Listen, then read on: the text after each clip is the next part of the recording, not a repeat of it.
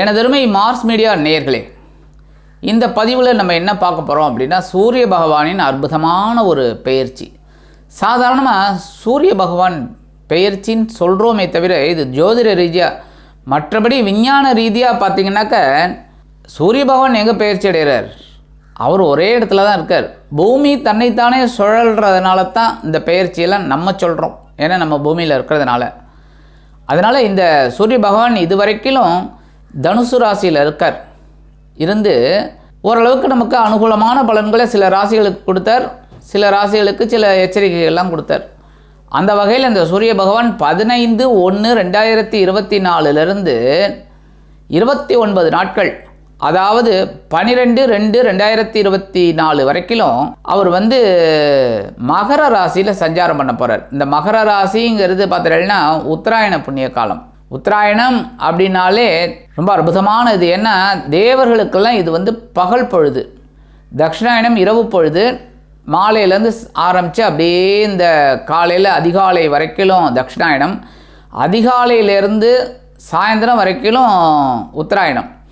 இந்த உத்தராயணம் அப்படிங்கும்போதே தை மாதம் ஆரம்பிச்சிடுறது. தமிழில் தை, மகரம். அதே சமயம் இங்கிலீஷில் பார்த்திங்கன்னா ஜனவரி 15 ஆரம்பிக்கிறது 2024. அதனால தான் இந்த சூரிய பகவானை வரவேற்கணும் அப்படிங்கிறதுக்காக தான் இந்த பொங்கல் விழா கொண்டாடுறோம். 15 பொங்கல் விழா, தைப்பொங்கல். ஏன்னா உத்தராயணம் ஆரம்பிக்கும் போதே நம்ம சந்தோஷமாக ஆரம்பிக்கிறோம். அந்த சந்தோஷமான ஆரம்பம்தான் இந்த மகர சங்கராந்தி.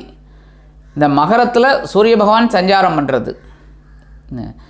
இந்த நிறைய பேர் என்கிட்ட கேட்டிருக்காங்க, பொங்கல் வைக்கிறதுக்கு நல்ல நேரம் சொன்னால் ரொம்ப சௌரியமாக இருக்கும் அப்படின்னு கேட்குறாங்க. அதுக்காகவே அவங்களுக்கு ஒரு ஸ்பெஷல் பதிவு நாங்கள் போடுறோம். பொங்கல் வைக்கிறதுக்கு உகந்த நேரம் இந்த வருஷம், அதாவது 2024. இந்த வகையில் இந்த மகரத்தில் வரக்கூடிய சூரிய பகவான் 29 நாட்கள் என்னென்ன பலாபலன்களை ஒவ்வொரு ராசிக்கும் கொடுக்க போகிறார் அப்படிங்கிறத பற்றி நம்ம இப்போ தெளிவாக பார்க்க போகிறோம். அதுக்கு முன்னாடி நம்ம சேனலை சப்ஸ்கிரைப் பண்ணாதவங்க உடனடியாக சப்ஸ்கிரைப் பண்ணிக்கோங்க. ஏன் அப்படின்னா நாங்கள் போடுற பதிவுகள் உங்களுக்கு உடனுக்குடனாக வரும். அது எங்களுக்கு ஒரு உத்வேகத்தை கொடுக்கும். நீங்கள் இந்த பதிவெல்லாம் பார்த்துட்டு கண்டிப்பாக லைக் பண்ணுங்கள். அது எங்களுக்கு இன்னும் பெரிய விஷயங்களை உங்களுக்கு நிறைய சொல்லணுங்கிற ஒரு எண்ணம் எங்களுக்கு கிடைக்கும். நிறைய பதிவுகளை நாங்கள் அப்பப்போ உங்களுக்கு போடுவோம். இப்போ இந்த பதிவுக்கு போகலாமா? எனதருமை மீன ராசி நேர்களே, இந்த பதிவில் நம்ம என்ன பார்க்க போகிறோம்னா, சூரிய பகவானோட பெயர்ச்சி. இந்த சூரிய பகவான் உங்களுக்கு யாருன்னா, இந்த தைரியத்தை கொடுக்குறவர். அதாவது இந்த பகை ருண ரோகஸ்தானாதிபதின்னு சொல்கிற சத்ரு ஜெயம். இந்த மீனராசியில் பார்த்திங்கன்னா நிறைய பேர் குழப்பவாதிகள் தான். அதாவது ஒரு வேலையை எடுத்தால் அவங்களால செய்ய முடியும். ஏன்னா அவரோட ராசிநாதன் யார்? குரு. குருனாலே என்ன உயர்ந்த இடம், குருவுக்கு மிஞ்சின சிஷ்யன். அப்புறம் குரு தாங்க மெயின். அப்படிங்கும்போது கண்டிப்பாக குருவருள் இருந்தால் திருவருள் ஆட்டோமேட்டிக்காக கிடைக்கும். ஆக இந்த குருவையே நீங்கள் ராசிநாதனாக அடைஞ்சிருக்கீங்க. அந்த வகையில் இந்த சூரிய பகவான் உங்களுக்கு பார்த்திங்கன்னா பகை ருண ரோகாதிபதி, சத்ரு ஜெயம். உங்களுக்கு சத்துருக்களே இல்லைங்கிற, விரோதிகளே இல்லைங்கிற அளவுக்கு நீங்கள் வேலை செய்வீங்க. அதேமாரி விரோதிகள் கூட உங்களை நண்பர்களாக ஆக்கிடுவாங்க. ஏன்னா நீங்கள் அப்படி பேசிடுவீங்க, அப்படி பழகிடுவீங்க.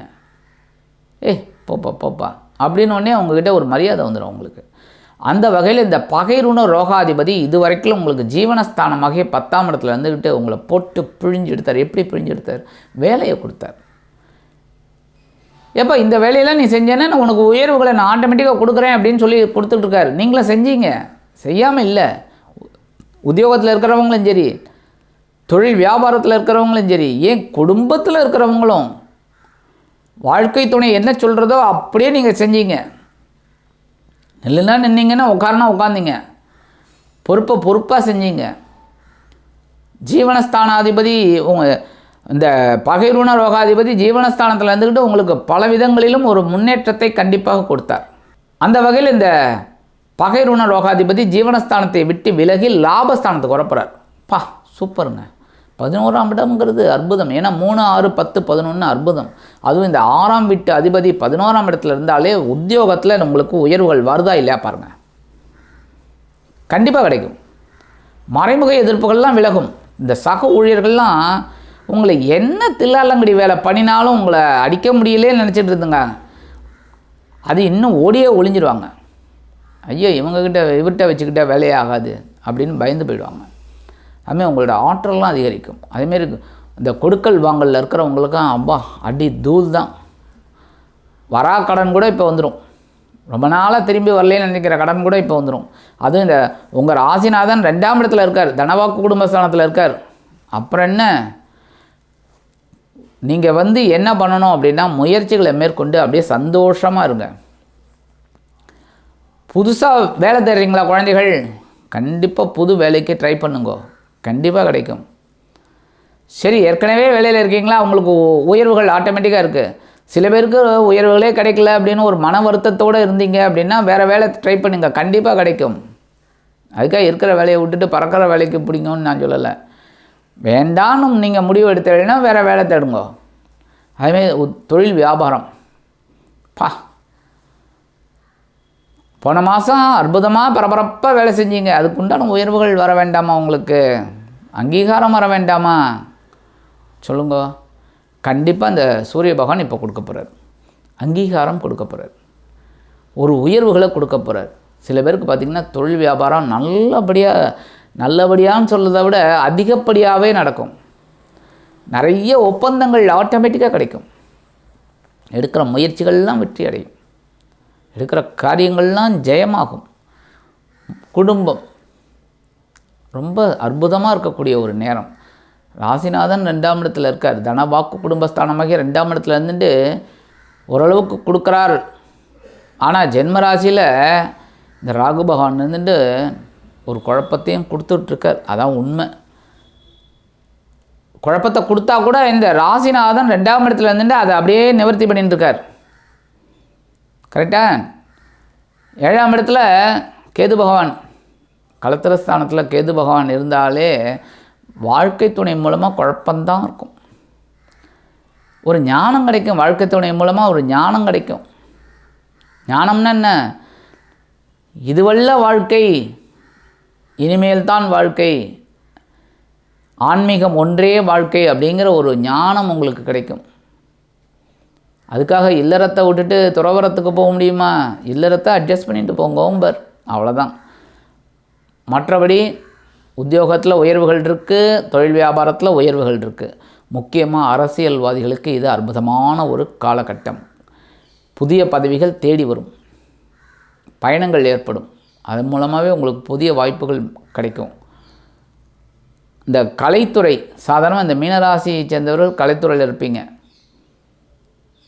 கன்னி, மிதுனம், தனுசு, மீனம், இந்த 4 இதில் பார்த்திங்கன்னா கலைத்துறை இருப்பாங்க. துலாம், ரிஷபம் கண்டிப்பாக இருப்பீங்க. கலை அப்படின்னாலே சுக்கிர பகவான், புத பகவான் இவங்களாம் தான், குரு.